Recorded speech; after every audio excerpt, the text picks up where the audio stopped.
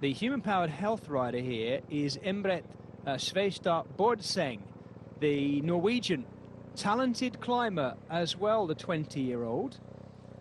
And here they go again. This is Felix Grossschartner, the former Austrian champion.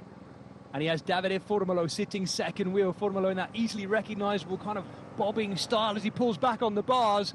And yeah, they're not the only ones who are having to weave and use the whole road to just keep moving. Jonathan Milan there in the green jersey, battling our race leader to do everything he can to stay in contention with the general classification.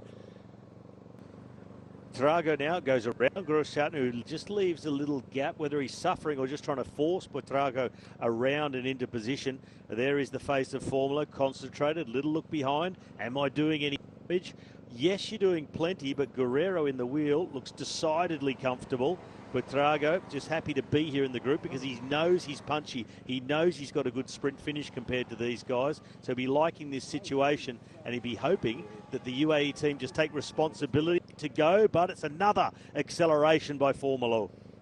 Yeah, Formolo goes again, and he looks good too. He's aiming for the motorbike there and using it. A bit of visual pacing in front of him. Those four still clear. We have a group of four just behind them. No, it's forming up to be about six in actual fact. This could come back together yet, Robbie, as well, because we've got little groups, clutches, in a way that were a little bit more distant by this stage last year under the attacking of Maxim van Hils.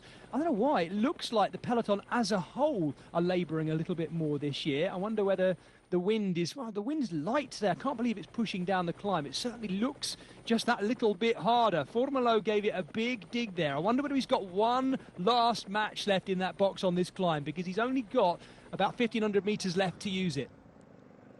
Yeah, and Guerrero, he looked good covering that attack by Formolo. Big acceleration. And initially, Buitrago just let the gap go, didn't try to accelerate, just settled into that rhythm and rode his way back across into the wheel. So it's sort of almost that Sky or, well, the old Ineos team tactic of don't go up in the watts, just stick where you are and rely on riding back into the wheels. Exactly what he's done. And goes big attack this time.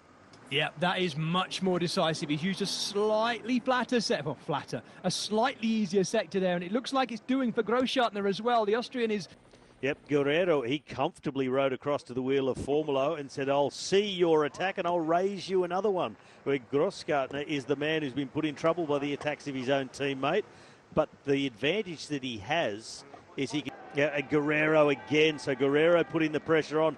Formolo giving everything to stay in the wheel. And Buitrago this time knowing... Santi Buitrago, the man from Bogota in Colombia, digs again, but it wasn't quite as hard as the one that had been opened up by Davide Formolo. Those three are detached and together, and here we go. Guerrero's time now. All three of them want to use this. They're coming up to the most active sprint point, and there's bonus seconds here too. 3, 2, and 1 bonus seconds. Of Davide Formolo, so the man from UAE trying to claw his way back on. Here's the race leader, the group with him, Jonathan Milan, number 5, just over the top of the climb now, but they are a good minute and 42 behind.